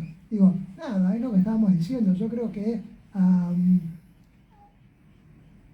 yo estoy en contra de la gente que tiene una idea demasiado biomédica de la salud. Como el doctor recién dijo, biopsicosocial. Eso ya es la World Health Organization, ¿no? Eso ya te amplía el espectro de lo que es la salud para incluir también lo cultural y para incluir también lo religioso. Entonces, bueno, nada, el Padre Mario, no hay estudios que nos permitan decir, el tipo era realmente un sanador. Siempre es evidencia anecdótica. Bueno, hay dos casos que aparentemente, ¿no? ¿Cuántos hay? ¿Uno o dos? Que están, no, uno todavía, porque no sería santo. Hay un caso. Yo conozco dos. Lo beatificaron, no, pero digo, el Padre Mario creo que es beato. ¿No? Creo que es beato, o sea que hay como un milagro mínimamente reconocido, creo que sí, de la chica que estaba en el lecho de muerte con él, y él le dijo, no sé qué, vos te vas a curar, y la chica se curó. Pero además era radiestesista. Cumplía muchos roles al mismo tiempo.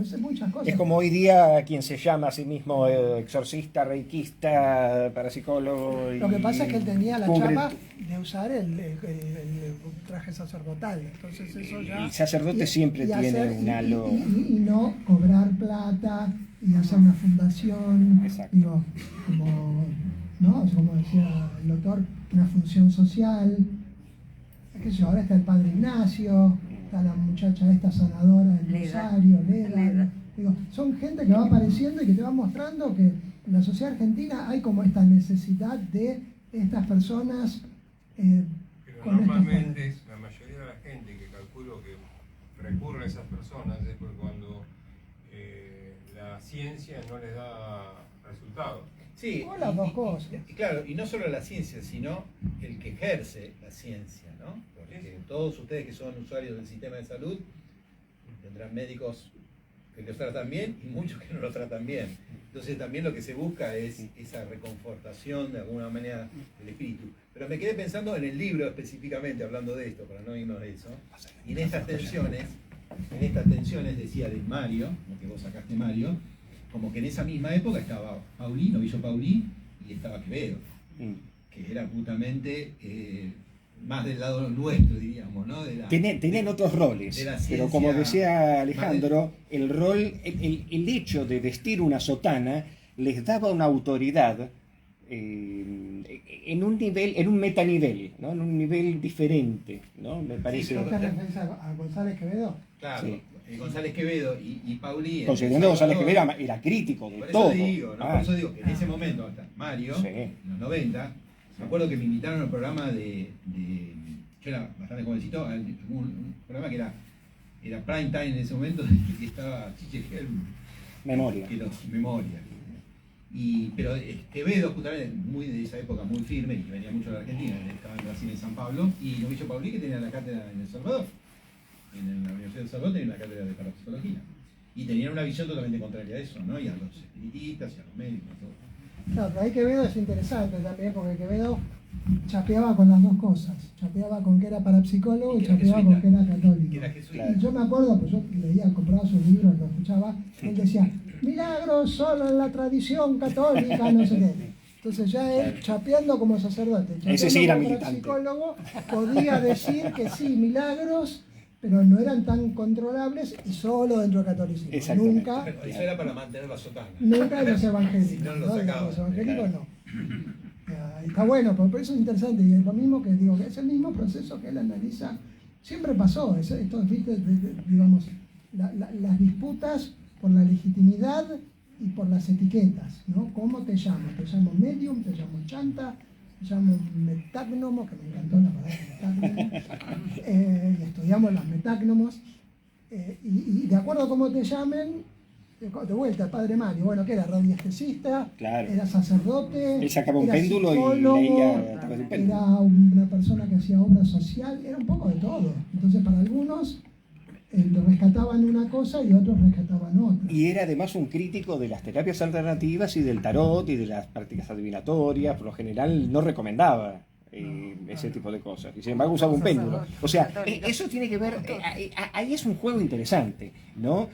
Digamos, yo me pongo en una vereda para criticar al otro, ¿no? Y el otro se pone en una vereda distinta, a pesar de que otros los ven dentro de un mismo paquete, ¿no? ¿Se entiende? O sea, ese es un punto. Yo recordaba, mencionabas a Enrique Novillo Paulí, un sacerdote que ocupó la cátedra el Instituto de Parapsicología de la Universidad de El Salvador, y él solía decir de que el fenómeno psi era una demostración de la existencia del espíritu, ¿no? Gustavo me lo puede confirmar, que estudió con él.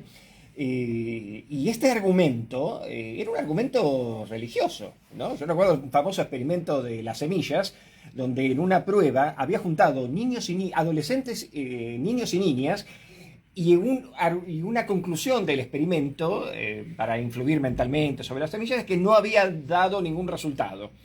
Y él argumenta de que supuestamente, al estar los chicos juntos, bueno, pensaban en otras cosas en lugar de tener mejor concentración. Ese es un argumento, uno podría decir, clerical. O sea, ¿qué tiene que ver, ¿no? Cuando Rain, su maestro, decía que el psi, el fenómeno paranormal, era un fenómeno no físico. Que ese también es un interesante argumento, porque decir no físico es una definición negativa de lo que es lo paranormal. Es decir, no es azul, no es verde, no es negro, pero no decir que es blanco, ¿no? Entonces, a veces estos eufemismos, estas definiciones, entrañan intereses ideológicos, aun cuando uno no los nota como de primera mano, ¿no? Perdón. Sí. En un país mayoritariamente cristiano, ¿no? Tu fe te ha sanado, eso creo que habla de todas las curaciones que no son médicas. Si el mayor curador dijo, tu fe te ha sanado, yo no tengo nada que ver, estamos hablando de una cuestión importante en cuanto al paciente. Eso yo lo que decir que cada uno de nosotros es sanador. Claro, y yo garantizaría... La sustancia que dijo Cristo. Claro. No decía yo te sané, no, tu fe te ha sanado. Y que si el paciente no abraza esa información que recibe del curador o del sanador o del médico, no se va a curar. ¿Es una pregunta o una afirmación? No. Yo quería aportar un poquito a que no solo está el sanador, sino que está el paciente, que lo toma o no lo toma. Porque a veces 3 palabras han cambiado cosas de raíz y uno se queda diciendo, pero ¿qué escuchó esta persona? Porque no era lo que yo dije, pero le dio vuelta a la vida. Entonces, también está el paciente en esto, ¿no? Bien, comentarios. Sí, adelante. Una pregunta solo. Sí. Quizás más histórica. En una época se pedía certificado psiquiátrico para ejercer la mediunidad, ¿puede ser? En la escuela cartesista. Bueno, ese es un interesante dato que trato de revelar en el libro en relación con las... perdón, gracias. Este es un dato interesante que encontré analizando el caso de Ramón Carrillo, ¿no? Ramón Carrillo era un médico que simpatizaba con lo espiritual, pero en un sentido más bien crítico. Era muy amigo de Mr. Luck, que era un famoso vidente. No era espiritista y había dado, según Canavesio y otros médicos y otros testimonios, una prueba muy confidencial. Hay una anécdota que se cuenta muy curiosa, en donde Mr. Luck visitó a Perón en Casa Rosada, y en un momento determinado, Eva Duarte, que no era espiritista, no le simpatizaban los espiritistas, según los testimonios, pero participaba de actividades vinculadas con el curanderismo, era afín a los curanderos, quizá por su origen en el ámbito rural y así. Un día entró imprevistamente, esto dicho por un general que estaba en ese mismo lugar, entró imprevistamente y le dijo: yo no permito aquí a las brujas porque la única que le lee el futuro al general soy yo. Y eso uno cuando lo lee dice, bueno, esto es muy de Eva, ¿no? Eso por un lado. Y por otro lado, el hecho de que Carrillo, junto con Orlando Canavesio y con otros médicos, fundaron el Instituto de Psicopatología Aplicada. En ese instituto, dentro de otras áreas, sobre todo la criminosis y otras patologías con mucha raigambre vinculada con la teoría de la degeneración que estaba en boga en la época, y con un criterio eugenésico, ¿no? Con el propósito de mejorar las condiciones de salud y otras cuestiones, se creó lo que se llamó el Instituto el Gabinete de Metapsíquica. Algunos gabinetes de metapsíquica, pero otros gabinetes de parapsicología. Pero ese gabinete tenía un propósito, que no era un propósito científico, era un propósito clínico, porque desfilaron a lo largo de muchos años, de varios años al menos, mediums que iban a hacerse testeos y se otorgaba un certificado, que es lo que se mostró aquí, se otorgaba un certificado de salud pública que algunas sociedades espiritistas y algunos mediums a lo largo de varios años debían exhibir obligatoriamente. O sea, tenían que exhibir el certificado del Instituto de Psicopatología Aplicada número 0040, además de la inscripción en el fichero de culto cada una de las sociedades espiritistas. Hubo una suerte de control, ¿no? No lo veo como algo represivo, pero sí ciertamente hubo una suerte de control. Esto lo llevó a cabo un médico que dependía de Carrillo, que era el doctor César Castillo. César Castillo trabajó en esa área específicamente, escribió un artículo sobre la cuestión, era un crítico, y la Confederación Espiritista Argentina, que actualmente existe, invitó a Castillo a un evento espiritista para que pudiera expresar. Y hay un dato muy curioso en la fuente que se publica en revista La Idea del año 48, 47, si mal no recuerdo, en donde él hace lo que podríamos llamar popularmente un recule. O sea, no es que se arrepiente de lo dicho, pero advierte de que en realidad el instituto no estaba para reprimir las prácticas mediúmnicas, ni siquiera el espiritismo, sino con el propósito de hacer investigación. Entonces, es como una posición más neutral, más moderada, porque estaba frente a un auditorio compuesto por más de 1000 espiritistas y mediums, ¿no? Que lo podían...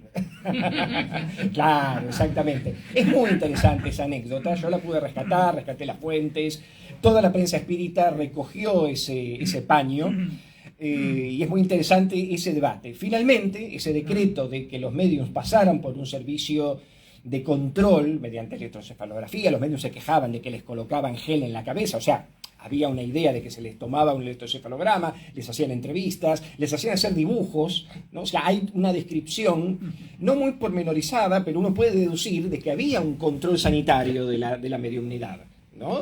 Un poco como Ricardo comenta esta cuestión de, bueno, a ver, tenemos a este grupo de personas que dicen contactar con los muertos, ¿no? Que es una expresión peyorativa a los espiritistas. Dicen hablar con los muertos y en consecuencia tenemos que efectivamente evaluar o discriminar si estas prácticas son saludables para la población general. ¿Por qué? Bueno, porque en el pasado habían habido otros psiquiatras, neurólogos, como Gonzalo Bosch, Fernando Borriti, Emilio Barilani, que era un famoso psicoanalista, jóvenes en su momento, que visitaban sociedades espiritistas, algunas de las cuales todavía existen, de modo que no voy a nombrarlas específicamente, pero una de ellas sí, que por ejemplo la Sociedad Constancia, pero en uno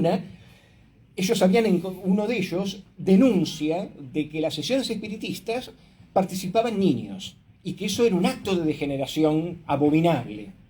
Claro, con argumentos en este sentido, por supuesto que las autoridades sanitarias van a ver al espiritismo como una práctica degenerativa, como una práctica perversa, o calificaciones sumamente estigmatizantes. El decreto de Castillo efectivamente cambia en 1950 y ya,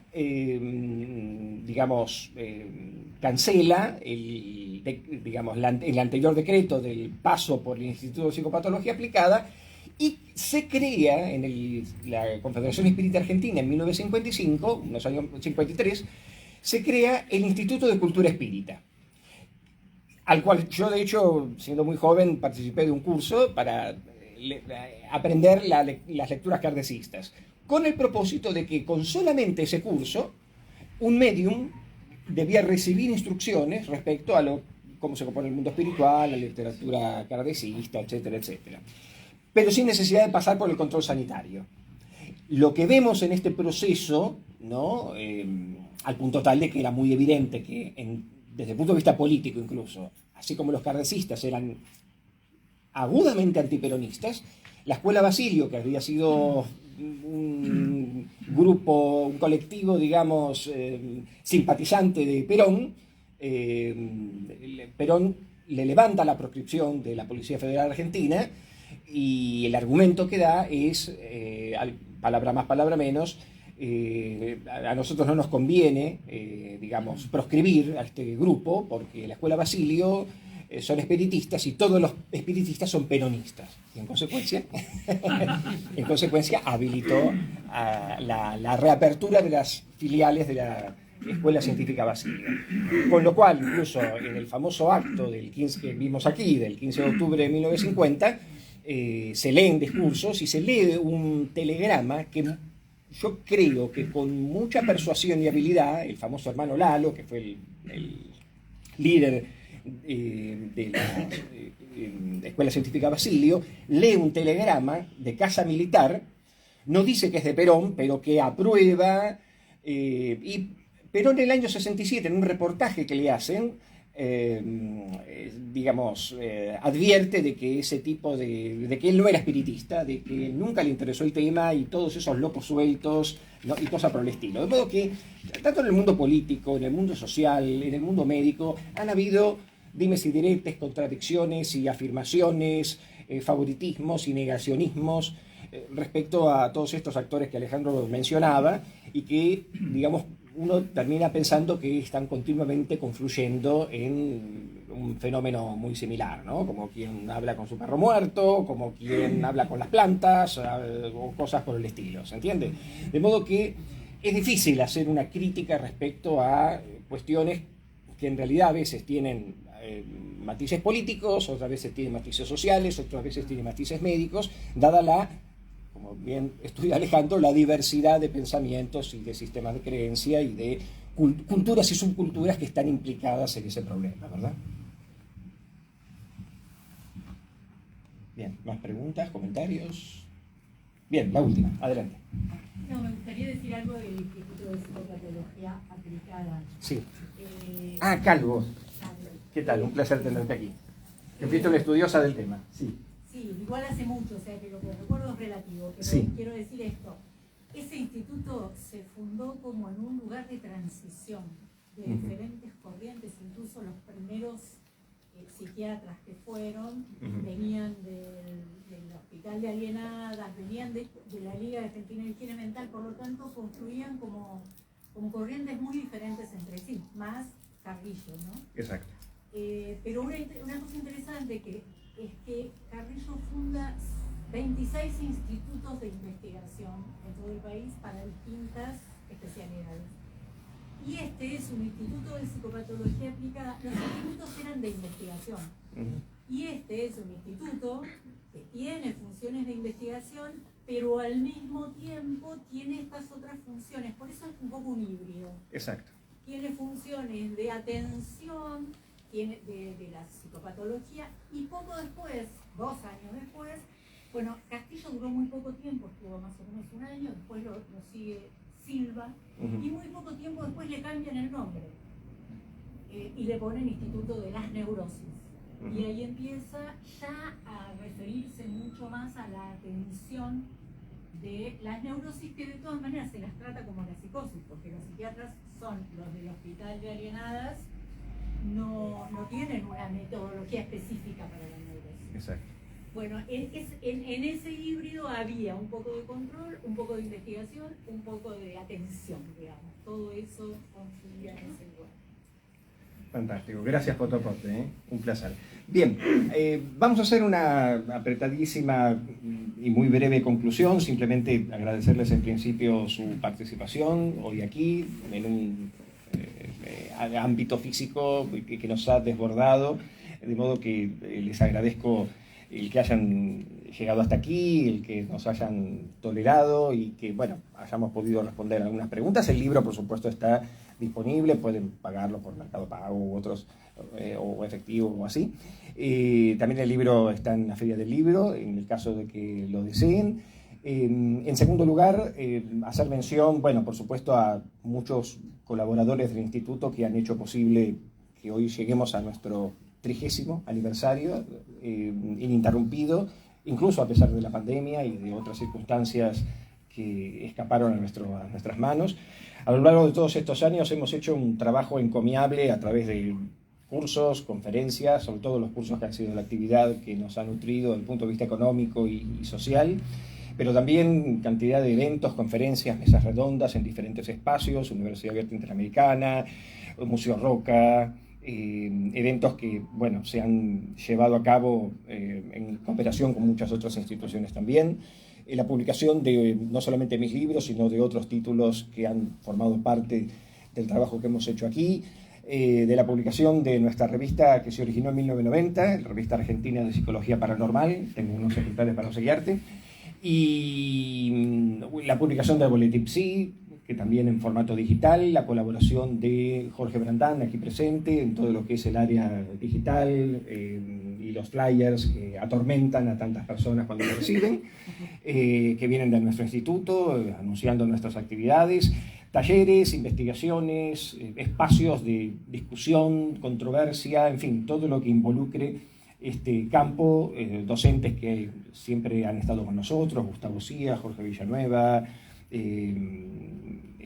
Ricardo también, bueno, un enorme séquito de simpatizantes, algunos, como digo yo, militantes de lo paranormal, otros simplemente simpatizantes, pero que bueno, todos ellos a lo largo de todos estos años siempre han formado parte de nuestra institución y a una gran colaboradora nuestra que ha trabajado con ahínco hasta sus últimos días, que es Irma Caputo, que a través de su servicio de cafetería, su sonrisa, su entrega, hoy es su cumpleaños, ya no está con nosotros, también creo que está aquí presente de alguna manera, además de colaboradora, recepcionista, cafetera y un montón de otras actividades, es nada más ni nada menos que mi madre, de modo que les agradezco enormemente su presencia aquí. No quiero dejar liberados a nuestros expositores y comentaristas del libro, sin antes hacerle entrega, como lo hacemos ocasionalmente, a nuestros invitados y expositores de esta certificación, que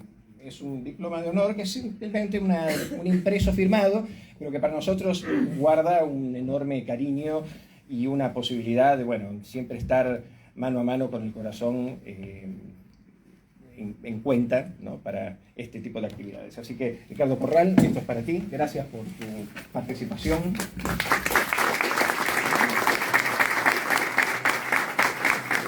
Y Alejandro Frigerio, lo mismo, esta es para ti. Un placer. Por favor. Y como dice el refrán, comamos y bebamos, que mañana moriremos. La palabra morir es muy importante en un grupo que está estudiando temas de mediunidad. Así que abrimos nuestro espacio para compartir un vino, dulces, salados, y les agradezco su presencia. Muchas gracias. Gracias.